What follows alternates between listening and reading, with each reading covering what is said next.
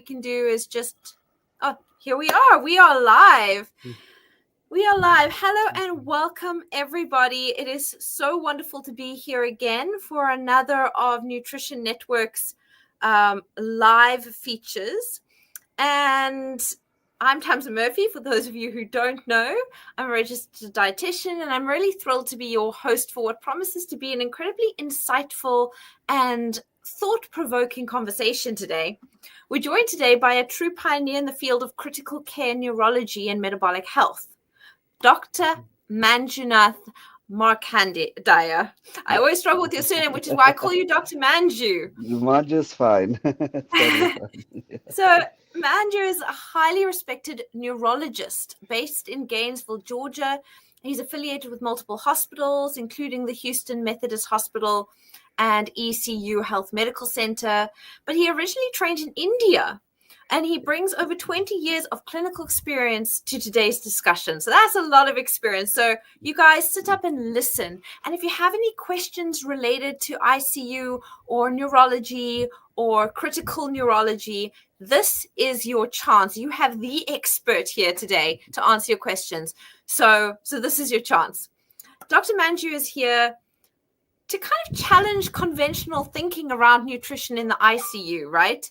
Especially in the context of neurocritical illness and congestive heart failure, which are two areas where nutritional strategies can actually have life-altering consequences, but they're often overlooked or misapplied. So today we're going to be unpacking everything from current ICU nutritional protocols to the impact of ketogenic strategies on brain recovery, to the controversial but important question about whether a low-fat diet really is the best option for heart failure patients.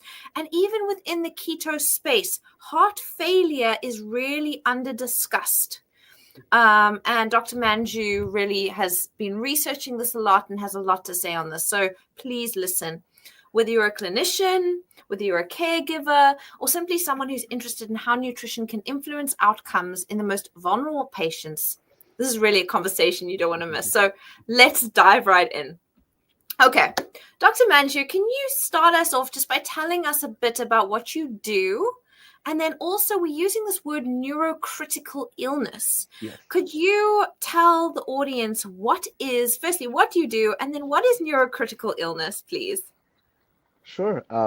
Good morning, good afternoon, or good evening to wherever people are listening from. It's a pleasure to be here. Thank you, Tamsin, for having me, and thank you, Nutrition Network, for allowing me to be on this podcast. Um, as far as what I do, I'm a physician that takes care of uh, patients in the intensive care unit or critically ill patients. I do the full spectrum of that. I take care of patients in multiple specialty ICUs, but my main focus is on taking care of patients in neuro ICU. A neuro ICU and or neurocritical illness is really a situation where you have patients that have catastrophic neurological or neurosurgical diseases that need care in the hospital and also need to be in an ICU for that care. For example, if you have a severe traumatic brain injury, or if you have a brain hemorrhage, a large brain hemorrhage, or a very large stroke, and this requires the care of the patient to be conducted in the intensive care unit, those are the patients that I'm taking care of. So the spectrum of neurocritical care illness is really patients with severe large strokes, large hemorrhages, brain aneurysms that rupture and bleed, severe, patients with what we call status epilepticus, which is they have continuous and refractory seizures that require putting them in a coma, brain infections. So all of the full spectrum of those illnesses that require care in ICU is what comprises neurocritical care illness.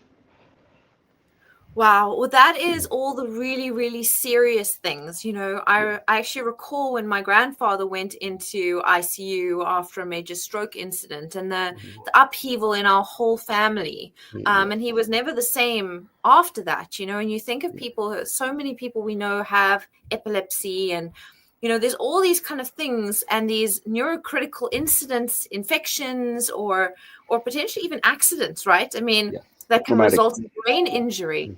Yes. Um, and so many of us know people who this has happened to.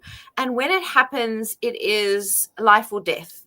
So Dr. Manju has a serious, serious responsibility. And Yeah. and nutritional, we don't think about nutrition within that status. Generally, especially, those of us who are in the keto space, low carb space, metabolic therapy space, we're looking more at chronic diseases in Mhm. there before they get critical, right? So we're looking Right. at like diabetes, and yes, okay, maybe you get to the point where you're starting to get bad side effects like, the Right. macrovascular problems, like, I don't know, amputations, God Strokes. forbid, Yeah. or things like that, or Yeah. strokes. Yeah. Yeah. But ideally before then you want to get to them, you want to lower the carbs Hmm. because diabetics are carbohydrate intolerant. You lower the carbs, you can even reverse type 2 diabetes. And most of us even work within that space. I know I do. Reducing obesity, reducing reducing the chances of anyone ending up in your ICU, right, Dr. Yes. Manju? Yes. And then you think, okay, well, surely it's too late now to worry about nutrition by the time they get to you. But Yes. it looks like nutritional interventions are actually really, really important in the Absolutely. ICU and in neurocritical illness. Can you tell us why it's important and what the current. No, let's start with why. I have too many Sure. double-barreled questions. Let's start with No. why it's important. Sure. Why it's important is sort of explains my evolution of why I looked into nutrition in the first place. When I started doing this or training in this field, and then subsequently taking care of these patients as a attending physician, um, nutrition was the last thing on my mind. It didn't matter.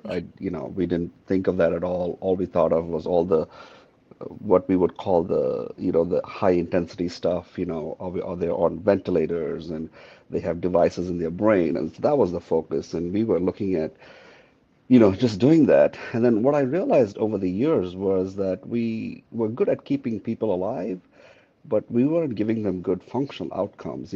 As you said, your grandfather was never the same. He had a stroke, he went to the hospital, he went to the ICU, came out, and he's never the same. And so that really bothered me, especially as I saw patients that I was taking care of getting younger and younger. At first, when I started doing this, these patients were 60, 70 years old, 80 years old. And they had a stroke, and things changed, and we just thought, okay, they're older, so they're not going to do well. But then I started seeing 40-year-old patients, then I started seeing 30-year-olds, and then I started seeing 20-year-olds, and then it finally became teenagers, and that shocked me. And then I started to think, what can we do to improve the outcomes outside of just keeping them alive? What can we do to improve their neurological outcomes so they go back to being functional members of society? And that's what, opened the door to looking at other things. And I started to realize that the brain runs so well on ketones. When you have ketones supplied to the brain when it's injured, not only does it fuel the brain well, it also triggers a whole cascade of events that allows the brain to repair and heal. And that was seemed to be such a simple thing to do, but so unachievable in the ICU. And that's what pushed me towards looking into nutrition as a way to improve patients' outcomes outside of just trying to keep them alive. So that's where my journey sort of got me here. Wow.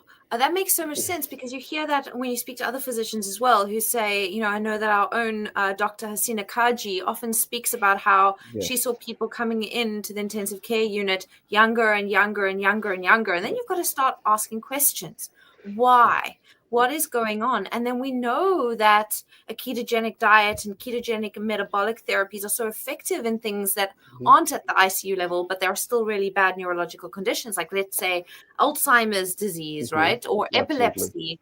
And you're seeing major improvements, even in things like autistic spectrum disorder. Yes. We're seeing major improvements. So then it begs the question, we know that ketones feed the brain and they have various anti-inflammatory effects, which most of these things Right.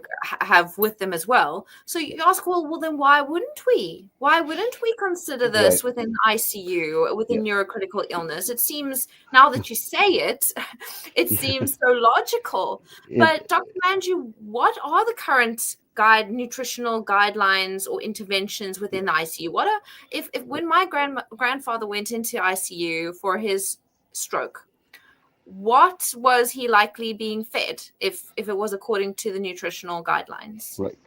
So, unfortunately, when you look at the spectrum of nutritional, what is put out as the standard of care in nutrition in the hospital is a very grain heavy, carb heavy, low fat, low saturated fat, a high polyunsaturated fat, high carbohydrate diet.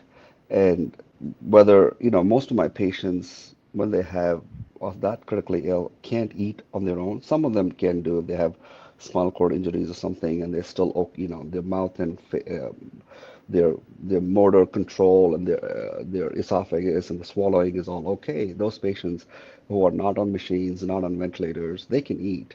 But the food that they're provided by the hospital is, terrible. It is a carb heavy, seed oil heavy, margarine. There's no natural fats. There's no animal fats. There's no focus on lowering the carbohydrates. It's all a very high carb standard. It's basically the standard American diet that's, fed to you Well, in the even hospital. and what's worse than the fact that it sounds like it's the standard American diet, it sounds like it's actually in line with nutritional guidelines, which Yes, say that grains, whole yes, grains, right, starches, those kind of things right, should be the basis right, of your meals, and you should cut down saturated fat and eat yes, more polyunsaturated fats, which are those processed seed and vegetable oils. So it's right, unsurprising that that's what they're implementing within hospitals. yes. It's just And worrying because that's the last thing that is going to firstly be healthy, right, but and we you can talk have about that in a separate thing, but also promote ketosis. And if you're looking for ketones to right. treat neurocritical illness, then you're going to be completely unable to achieve it on that diet, right? Right, absolutely. And also you have to realize these patients are extremely vulnerable. When you come in with a stroke, it's a life-altering event. If you come in with a brain hemorrhage and you're still able to interact, you and your family are very, if you're comatose, your family is very scared for you. Or if you are awake and able to interact, you're not, stroke is not that bad, but you still need the ICU, you're in a very vulnerable place. And then, you're very open to suggestion. So when, a medical provider and a person, nutritionist walks into the room and tells them, the reason you had the stroke is because you've been eating all these burgers and meat and you need to cut your saturated fat down and you need to eat more grains, people listen and they get scared and they embrace that. They're not realizing that is so much worse for them. And if they can't eat, then they get fed tube feeds. And these tube feeds, I just printed out all the different tube feeds that we have available at our hospital. And I'm just going to read, the first one on my list. Please. It's called Yeah. Jevity 1.2 Cal. It's called Complete Balanced Nutrition with Fiber. And I'll Mm-hmm. read you the ingredient list. It's water, corn maltodextrin, corn syrup solids, sodium caseinate, soy protein isolate, canola oil, corn oil, short chain fructo oligosaccharides, medium chain triglycerides, calcium caseinate, soy fiber. I mean, the list goes on. It's a huge list. It's just, It's basically slop. corn products and soy products. That's Yes, what I'm corn hearing. and I'm soy. hearing Yes, processed yes, corn-based carbohydrates and yes. processed soy and Soy. corn-based And oils. every single tube feed is that, exactly that. It's the same thing in different variations, And then I've different also heard things. fructose in there as well. So we're Yes, also feeding them fructose, we're feeding them yep, processed seed and vegetable oils, and we're yep, feeding them very highly processed and refined yep, carbohydrates. yes. There's, yeah, I mean, that's awful. And it is That's awful. awful, and you're giving it continuously. And the way we feed patients in the ICU, when they're unable to eat, they get it's a big bag with a tube that goes, either through your nose or in your mouth, goes right into into your stomach, and you're fed continuously throughout the day for most of the day. So, there's no concept of gut rest. Uh, you know, uh, it's just a continuous inflammatory slop that's being fed to you Oh, throughout the wow. day and night, 24 hours a day. And so I just want to, for those who are listening, why this continuousness is so important, why Dr. Manju is pulling it out, is because it's really important that we don't constantly eat. It's Yes. really, really important that our guts rest to be able to kind of make these kind of peristaltic waves that clear out the gut. It's Yes. also important for the rest of our bodies that we don't continuously eat. We need to get into a state of semi-fasting at least between meals so that we can go from this constant growth and dealing with rubbish mode into more of a cleaning up and autophagy kind of mode. And if we Right. don't do that, all we're doing is promoting all sorts, firstly, toxifying our bodies because there's this constant influx of fuel and Right. associated reactive oxygen species and everything that gets produced, which then causes oxidative stress, which then causes inflammation. And these conditions themselves are already inflammatory. You don't want to be worsening inflammation, Absolutely. which then also is going to worsen the stress response, which is going to worsen blood glucose. And we can talk, I actually want to talk about blood glucose in the ICU because from my very short internship block in ICU, I remember that being a problem. Yes. Can you just quickly speak to us about that, just in Ab general? Absolutely. So almost always, all of my patients are hyperglycemic in the ICU for various reasons. They're under stress, there's a high cortisol rate, they're infected, so their sugars are high. And regardless of whether a patient, is a known diabetic or not, every single patient of mine in the ICU is ordered insulin.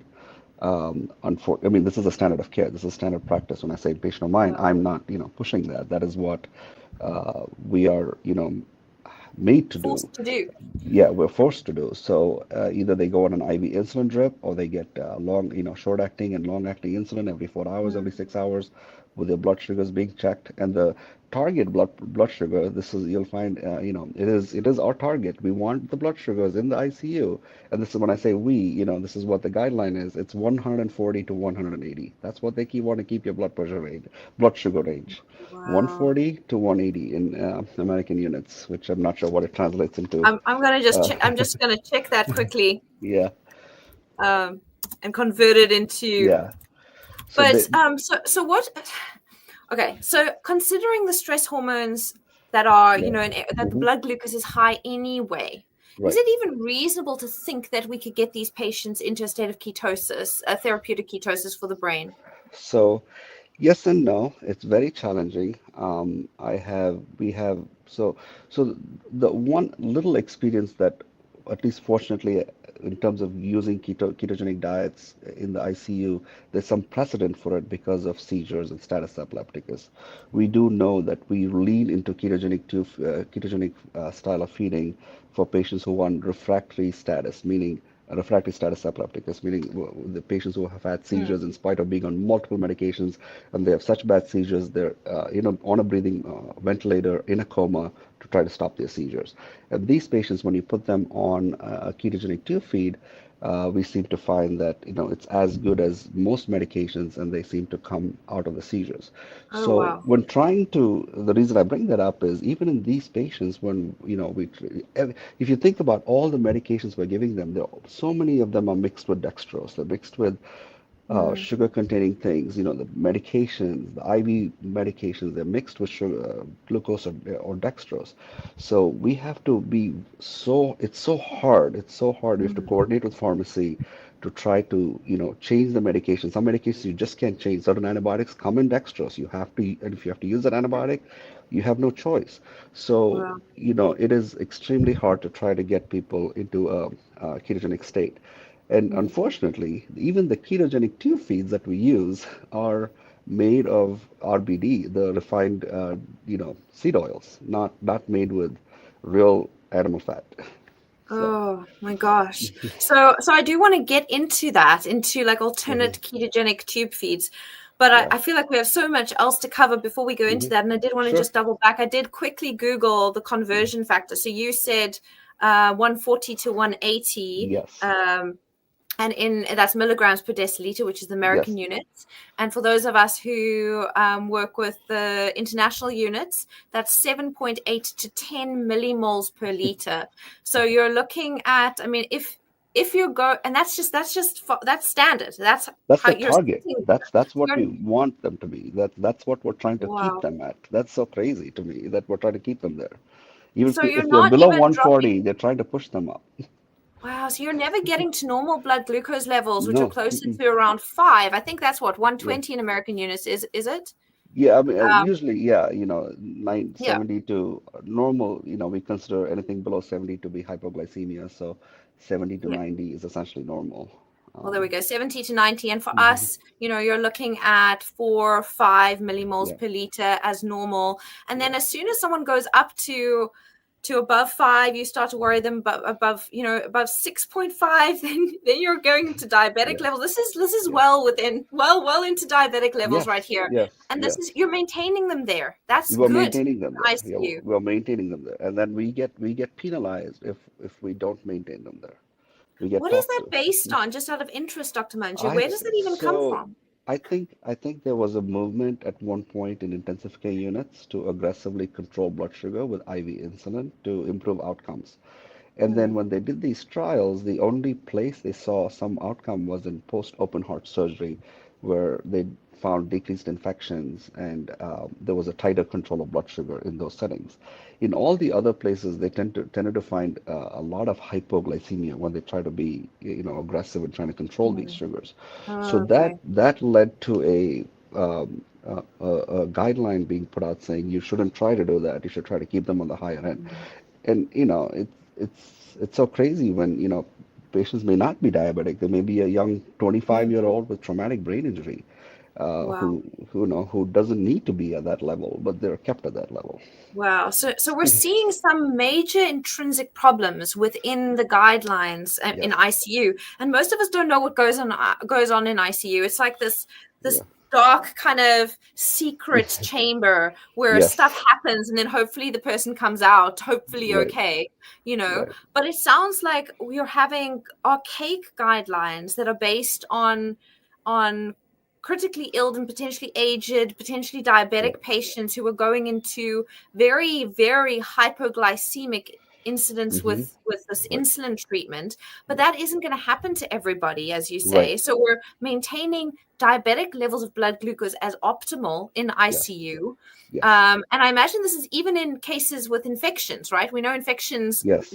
thrive on sugar. So I Yeah. don't know why one would want to do that in an infection case, but you have that. You also know that these high blood glucose levels are pro-inflammatory, Right. pro-oxidative stress, which are Yes. all going to worsen these conditions. So we're Yeah. seeing this intrinsic problem. Then we're seeing the intrinsic problem of the people who can eat being fed a high refined carbohydrate and Yes. sugar and seed oil diet. Yes. And those who are fed nasogastrically or through a tube, Yes. it's a continuous feed where they never get a break.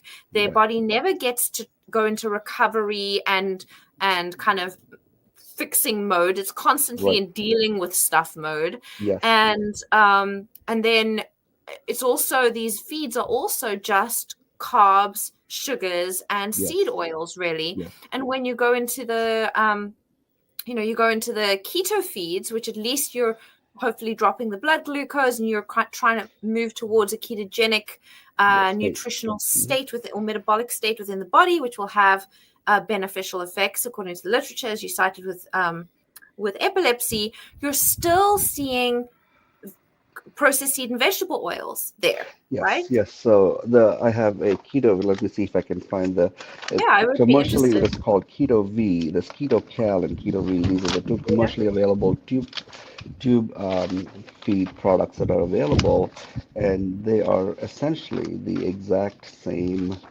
Um, um, um, I can't seem to. It's in my list somewhere, but I when I read Okay, well, through while the you while you look for it, I just wanted yeah. to acknowledge the people who have checked in and who are watching. You are having overwhelmingly positive comments in the comment section, Thank Dr. you. Manju. Sarah Rice says, "This is such a great topic. Thank you for covering this, because no one covers this, Right. you know." And then we It's have a Sneha black box. Soni, who's a dietitian from India, who's here listening in as well. I know that dietitians do a lot of prescribing of these nasogastric feeds within Yeah. ICU. And so it's also nice to see Tandi Kunene, um, who's also a dietitian, who's also really avidly listening to what you have to say. And That's then awesome. Kieran who says it's great to hear from you, Dr. Manju, talking this way, and it's almost possible to believe that a change might come with people like you talking like this. So it's a I big hope thank you so. there. I hope so. I just found the Keto V. Yes. Um, it's water, high oleic sunflower oil, whey protein hydrolysate, canola oil, medium chain triglycerides, and a whole bunch of other stuff. Okay. So we're having So, sunflower oil and canola oil, which are your yeah. quintessential Hmm. pro-inflammatory seeds, processed Seed seed and oils. Yeah. vegetable oils, and then obviously the MCT oils in there Yeah. for the Ketosis. pro ketone Yeah. promoting effects. Okay, so what do you do about this, Dr. Manju? What are you So, doing within your ICU? so this is a hard topic, but so what I started to do, with a lot of pushback from the administration and the hospital, and is to directly talk to patients, when patients are critically ill and in this state, directly talk to the families about what real nutrition should be like, and what will best help these patients. So my approach is twofold. One is because they're in this state and it's so hard to get them ketogenic, I lean on ketone supplements a lot. Unfortunately, we have to because that's the only way we can get them ketogenic, in the setting of so much, dextrose and glucose in their environment, in the medications and the feeds and everything else. So that's a low-hanging fruit. I tell these patients that there are ketone supplements. Usually I lean to ketone salts because they're cheapest. I tell them that they can buy these, and the hospital does not provide it. In my previous hospital, when I was working, I did get the hospital to buy it, and supply it to the patients. So that was a challenge, but we got that done. But the hospital I work in Wow, currently, well done. they don't do that. So the patients' families have to buy ketone supplements, and then we administer them 3 or 4 times a day to try to create some, keto, a ketogenic state. So that's obviously not the best way to do it, but in the ICU, that seems to be practically the easiest way to sort of achieve that without creating, I don't get a lot of pushback from that because most people look at that as just a supplement. So as long as, I'm not messing with anything else, they don't push back at me. But some patients that I've talked to the families and try to see if we could create a situation where we could, create real food, and if they can eat the food, then obviously I tell them to try to implement a ketogenic style of eating. I just tell them just cut your carbs down to less than 30 grams a day. Let's start there. Just do that, and then we can sort of, you know, um, go from there. And some patients listen and they try to do it, and some don't. I can only, ask them to do it. I can't force them. And then the ones that can't eat and are on tube feeds, they have tubes, either in their mouth or nose or directly in their stomach called a peg tube. In those patients, I've talked to families about preparing, a modified tube feed made with animal products. We came up with a formula of using, 70-30 ground beef with, about 4 to 6 egg yolks, some Greek yogurt, unsweetened Greek yogurt, full-fat Greek yogurt, and some sardines. We puree this, blend it into a blender, into a nice thin, liquid, add enough water to make it, as liquid as it possibly can be. And we try to then give them in bolus, feeding. What we would do is give them about 400, 200 to 400 mLs, 3 times a day.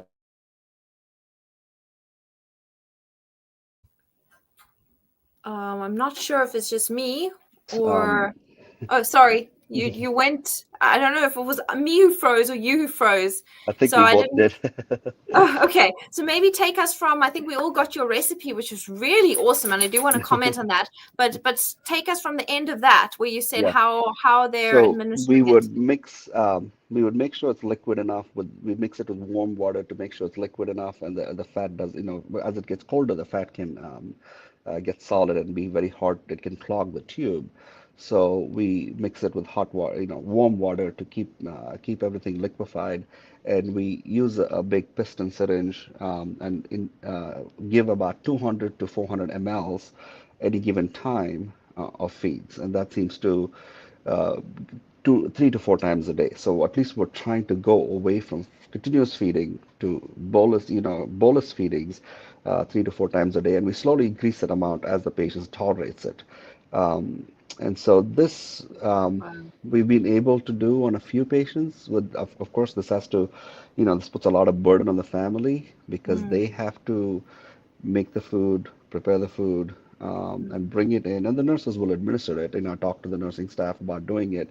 Obviously, there was a lot of pushback from our mm, nutritionist, our administration, and I had to, go to multiple meetings and explain, show them the rationale for why I was doing this, show them the literature, and go over. And then they still said, you can't do this. And so then my way out of this is, the patient's family insists. So for those of you who may or may not be aware, America is a very litigious society. So the moment you bring up a lawyer, and if you don't let me do this, I'm going to bring a lawyer in. So usually people back off a little bit. So, so that's wow. unfortunately how things have been trying to be worked out You have to in be this so place. brave, and I just want to acknowledge Dr. Manju and all of those. I know Dr. Manju is actually one of the Nutrition Network certified practitioners from our medical certification path.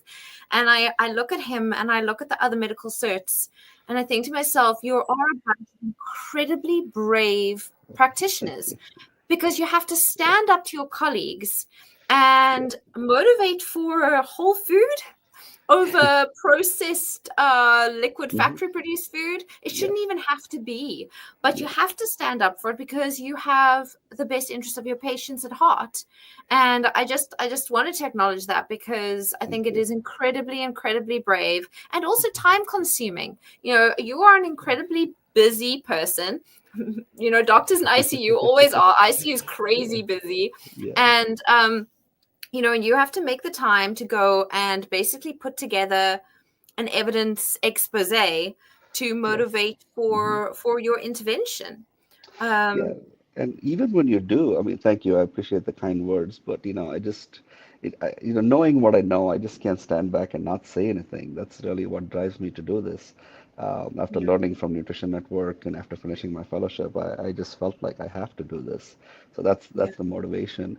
But even when you provide literature, they literally will come back to you and say, this is so against guidelines, and they'll quote the association studies and like demonize saturated fat again, and they say this mm, patient's had a large stroke and you want to give him saturated fat, you're going to give him another stroke. How dare you do that? So there's so much pushback. Even if you provide the literature, nobody wants to look at it. So yeah, because they take it that they already know, and in order to yes, challenge that belief is to challenge so much of what they take as law.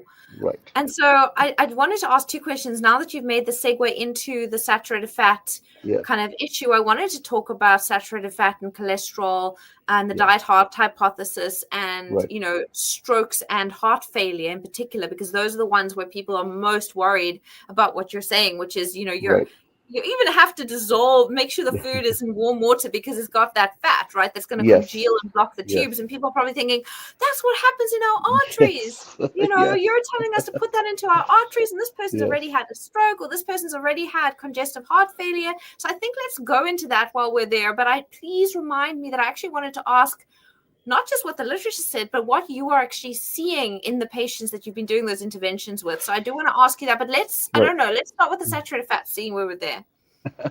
So, I mean, yes, the people are so afraid of saturated fat, as you said. And then when I, pull up the American College of, the American College of Cardiology, there was an article, I think, published in 2016 that showed there was no correlation between saturated fat intake and heart disease. And, it was a position paper by the American College of Cardiology. And I show these to people and they've never heard of it.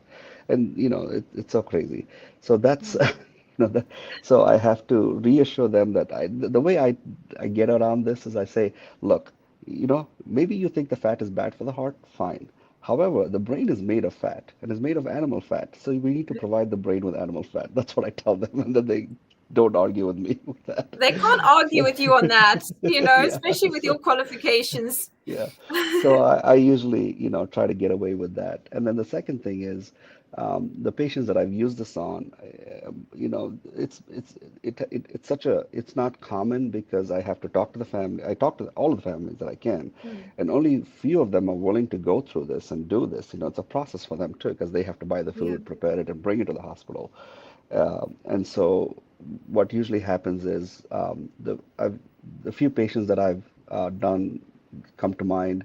One was a patient with what we call a severe Guillain-Barré syndrome, which is a situation where you can have an autoimmune disease that destroys your nerves and you become paralyzed, essentially, completely paralyzed from the face or neck down. Wow. And the nerves, because the nerve loses its myelination, which is cholesterol, Mm, it gets stripped of the myelin. That's usually what happens. So, to remyelinate, I had this patient on a high cholesterol, high egg yolk, animal fat diet, and this patient had one of the worst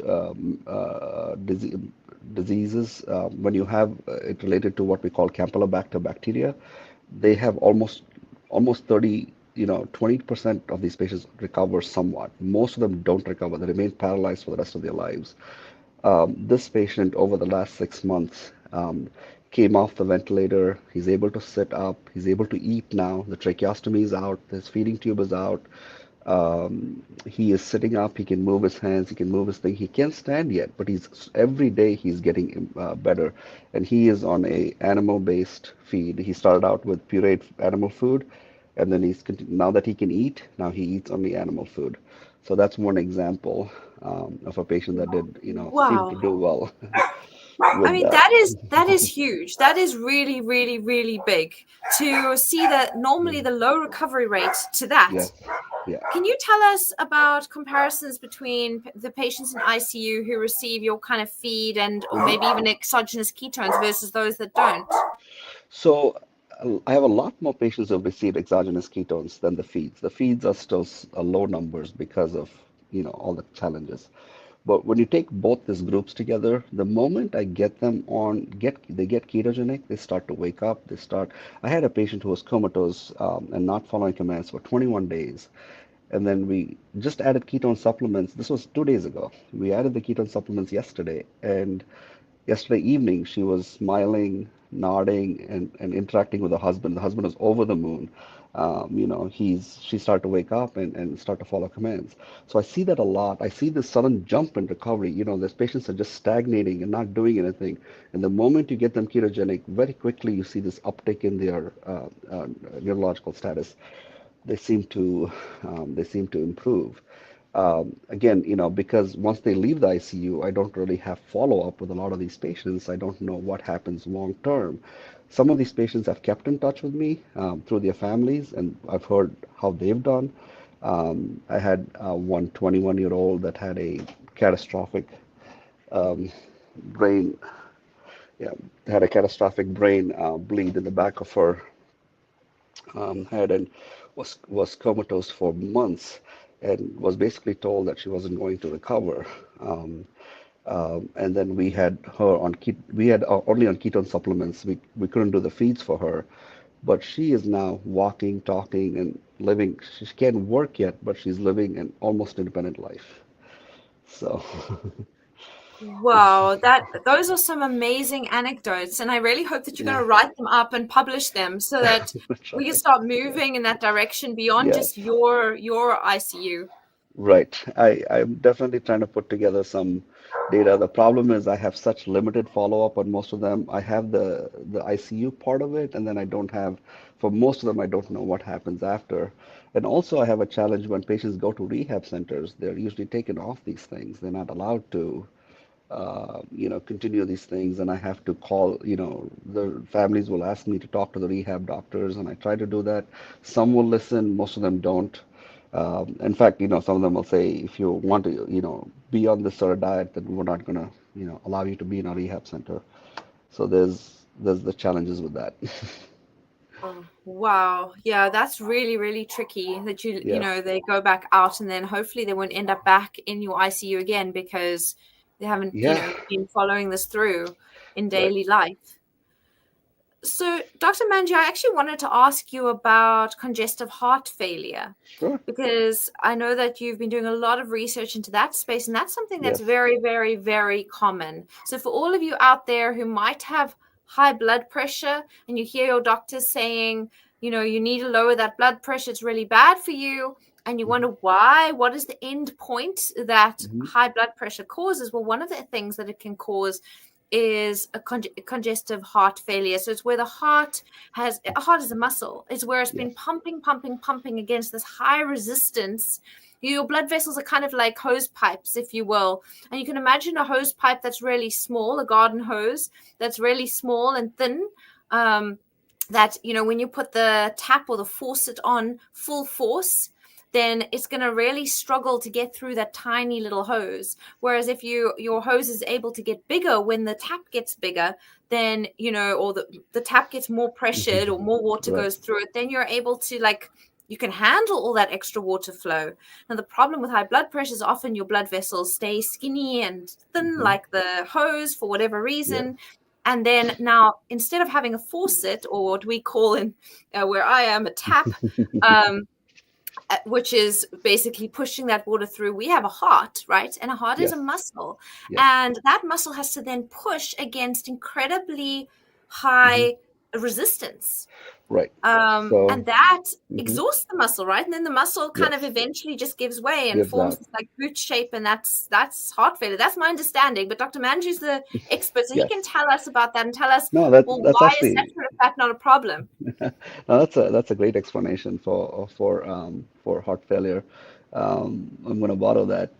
So it's a big problem. If you look at worldwide, you have you know millions of people, about 64 million globally, um, Yo. affected with heart failure.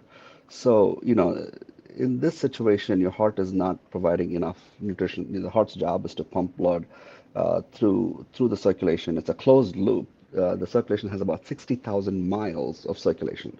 That's how Wow. much vasculature we have in our body. The heart, pumps to at least it's capable of pumping through a third of it. That's what happens, and the rest of it is through, venous return and different ways in which the blood makes it back to the heart. So when the heart is unable to pump and supply the organs with enough oxygen and enough energy, that's, the situation of heart failure. So heart failure is only increasing. I'm actually a shameless plug. I'm doing a lecture for Nutrition Network on heart failure and diet. So there'll be a lot more I'll talk about during that lecture. So please, if please sign up for it when it comes live. But what I do want to say is, in heart failure, um, what we know is the heart normally the functions on fatty acids. The heart's preferred fuel in all of us normal when we're normal it makes ATP through fatty acids. Remember the heart needs a lot of ATP because it's constantly beating, it's constantly working, and so fatty acids are the primary source. When patients go into heart failure, they start to be unable to use because fatty acids use more oxygen so then say other fuel sources. So when the heart goes into heart failure, it's not able to use fatty acids as well. So then it starts to lean on other sources of energy. And believe it or not, it prefers ketones. The moment it sees ketones, it will start to use it up. And in fact, when the heart fails, it will force your body to make ketones. This was so crazy. While I was researching this, I figured this out. The heart will actually cause your body to make more ketones and it'll prevent you from excreting the ketones so it can use it as fuel. And even if you're not on a ketogenic diet. So one way that people are actually diagnosing heart failure is by checking acetone in their breath. And if they have acetone and they're not been on a ketogenic diet, they're usually in heart failure because the heart will force your body to make ketones. And I'll explain in the lecture of how that process works so that it can have a fuel to try to survive. So with using ketones, it's energetically favorable for the heart to use ketones to be able to pump, and it pumps better. Anecdotally, I got interested in this because I had a few patients. This is how I got into this field. I had a few patients that had heart failure and had LVADs. These are left ventricular assist devices that were implanted. And they came to my neuro ICU because they had massive brain hemorrhages and I had to take care of them. And I had these patients on ketone supplements to try to improve their neurological outcomes. And what I noticed is within a few weeks that the heart failure completely got normalized. The pump didn't they didn't need to have the pump. And a few of the patients that I had on ketone supplements, they ended up having the heart failure completely reversed and the LVAD removed. So that, at first I just thought that these patients were, just getting better for whatever reason. And then when I figured out it was because of the ketones, that totally um, piqued my interest, and I started looking at if what ketogenic diets and ketones can do for heart failure. So that's how I sort of got into that field. Wow. Well, that's fascinating because, again, in the traditional model, we're told that Hmm. eating a high fat diet, because a ketogenic diet is a high fat diet, Right, that if anything is going to clog your arteries, right. which is then going to worsen your blood Hmm. pressure, Yeah, and if anything, worsen your heart failure. So this is really fascinating. yes. But Yeah. in the same breath, and I apologize for the dogs barking in the background, That's everybody. okay. I I live love in South dogs. Africa and we actually have baboons around because I heard the monitors blowing their whistle Yeah. warning us. So the dogs aren't going to be quiet. I'll try and mute myself when I finished talking.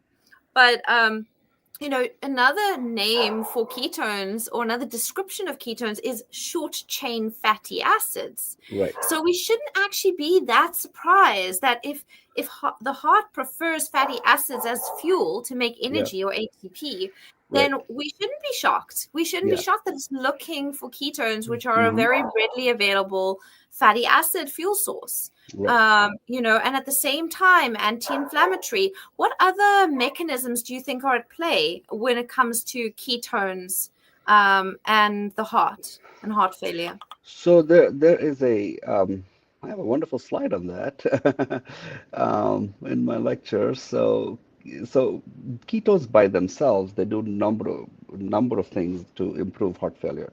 They actually improve endothelial function. They tend to relax the blood vessel. They decrease hypertension. They decrease oxidative stress. They improve mitochondrial function. They decrease inflammation in the heart and in the mitochondria. And obviously, if you're on a ketogenic diet, then you also tend to lose weight. You tend to, decrease your blood pressure.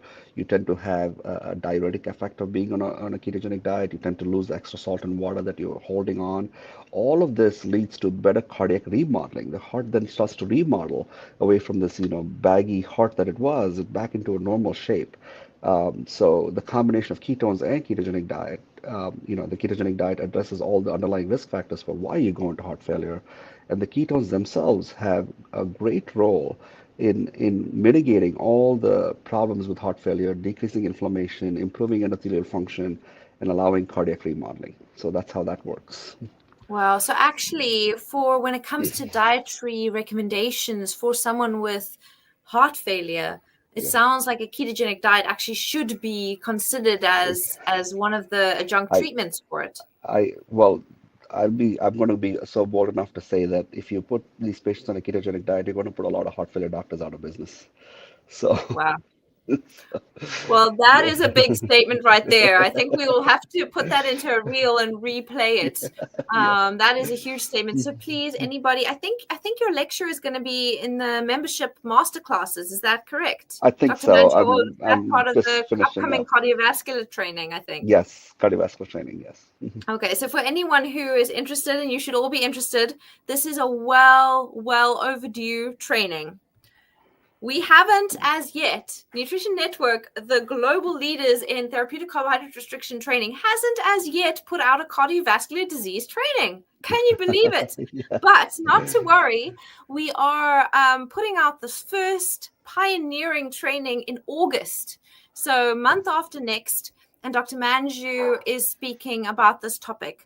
So please be sure to sign up for that training. The month preceding that training, there's always an early bird special. So watch the space. Next month, you should start seeing the adverts going out, and definitely for one, I know that I've read some of your work on this topic, but Thank you. I haven't heard all of it. So I'm very, very excited to learn more about Yeah. this. So all of you should as well. So please join that cardiovascular training in August when it launches. It's going to be awesome. All right. So Dr. Manju, I know we've spoken about neurocritical illness. Yeah. You've challenged all sorts of beliefs around what nutrition should be considered when people are in ICU, what blood glucose levels we should be considering, the role of saturated fat and cholesterol.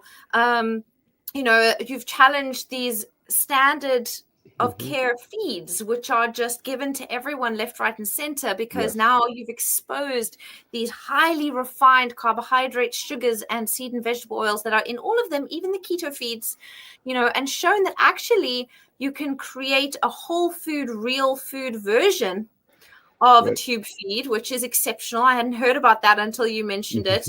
Absolutely trailblazing. So I think everyone who has got someone,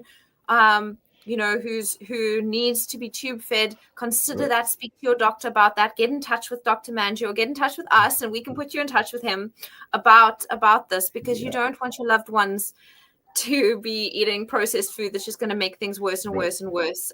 Whether that is processed food in the form of a liquid feed or whether it's processed food in the form of a standard American diet, right? Diet. Right. And then you've gone on to kind of challenge the whole lipid heart hypothesis, which says that it causes high blood pressure and that's going to then cause heart failure. And instead, we're seeing heart failure improve. Reverse. Yeah. That's Reverse. Yes. crazy. Reverse. That's Yes. crazy. Heart failure, my understanding when I was at university and I was in the hospital doing my internship blocks and my community service blocks, was heart failure doesn't really improve, it doesn't Right. reverse. Right. So this is huge. So what Dr. Manju is doing is really, really, really huge. I want you to all just take a step back and think about this for a second. This is really trailblazing. And if you have got Thank any you. questions, we're about to wrap up. Please do put them in the comments section. We'd like to answer those. And in the meanwhile, Dr. Manju, I wanted to kind of wrap up Hmm. with the last question, which Yes. is, if you had a loved one Yes. that was going into ICU, not your ICU, into Yes. someone else's ICU, Yes. what would you want the clinicians and caring physicians and nurses and dietitians to know and to do? Absolutely. I really wish people would understand the true role of nutrition and how what we're doing currently is hurting so many patients. Um, you know, uh, I was guilty of this because nobody teaches us this. Nobody thinks about it. We just trust that someone has made this product and this is good for you because it's been approved by the FDA. You know, and it couldn't be further from the truth. So what I tell people is, I would rather be not take any food than get that food. So a lot of times when patients come in and they, the first 2, 3 days, not eating is okay. Not getting tube feeds is okay. And if you do get tube feeds eventually, and you don't have a choice, but you have to use the tube feeds that they give you, ask for the elemental feeds, the ones that are just with the peptides and elements, and not filled with the other stuff, with the dextrose and those sort of things. Maltodextrin, dextrose, corn oil, soy oil. They still have some of it, but at least the elemental feeds are a little more cleaner. We use that in special settings to treat patients who have, malabsorption in the gut. Yes. So we give them just, amino acids or small peptides, those sort of feeds. So I would prefer they get that than the other feeds that they get. So. And elemental feeds versus the keto feeds? What are your thoughts there? The keto feeds, it'll get you ketogenic, so that does happen, but it's made with the seed oils, and the more and more we're hearing about how bad they are for your health, they're so Yeah. pro-inflammatory. So, to get ketogenic, unfortunately, you don't have a choice unless you do the, Mm, animal-based, you make it yourself. You don't have a choice, but mm, at least for a short term, some of the ketones will protect you somewhat, but not, yeah. you're still going to get the inflammation from the other oils. Yeah, absolutely. And that also goes to show that it's not just about the ketones, it's Yeah, also about avoiding all those other pro-inflammatory and right, deleterious nutrients right, that are in those processed right. ingredients. And then, Dr. Manju, we have a question from Maria Yeah. asking whether a ketogenic diet helps with atrial fibrillation. So, there are no studies, obviously, but anecdotally, absolutely. I think there are so many reports of patients who have fix their atrial fibrillation by ketogenic diets. And one of the biggest risk factors for atrial fibrillation is an enlarged atrium, an enlarged left heart. So what happens is the cardiac rhythm in the atrium, instead of going in a cycle, will just keep looping inside, and that's why you get atrial fibrillation. It just the electrical current just loops inside the atria, and it's because the atria get enlarged. So when you do get on a ketogenic diet, you do end up remodeling your heart. The heart does get into a normal shape and smaller, and when that happens, you do get it better from atrial fibrillation. So again, no studies, but definitely lots of anecdotal evidence. And it's the same mechanism that you spoke about with the remodeling in Yes, the case of the yes, congestive cardiac failure as well. So yes, it's really, really interesting. yeah. I'm just going to check if we have any more questions. I think that's it. But for those of you who want to watch Dr. Manju's cardiovascular disease, well, his training in the cardiovascular module, then please go ahead and inquire about that. Get pre-ordering on that. That's only in August, but I'm very excited for your lecture there. And also, I would Thank like you. to announce that the medical certification path um, is open for 2025. So if you would like to be like Dr. Manju and the other trailblazer Yes, metabolic I would practitioners out there, then highly please join recommend it. that. Sorry, I Dr. Manju. I said I highly recommend it. It was definitely one of the most challenging courses that I've done, and it was so worth it. Oh, thank you. Thank you. Wow. Well, if someone with your qualifications and knowledge and expertise says that, then we are truly humbled and thankful. Thank you, Dr. Manju. Thank We you. are I we are appreciate it. honored to have you amongst our certificates and honored to have you on our lecturing on our upcoming training and honored to Thank you. share your knowledge and expertise with the public here today so that they can make a difference in the lives of their loved ones and their patients. So Thank thank you you. so much. The pleasure's all mine. Thank you very much, Tamsin. This was great. Thank you, everybody. We'll see you Take care. soon. Bye. Okay. Bye.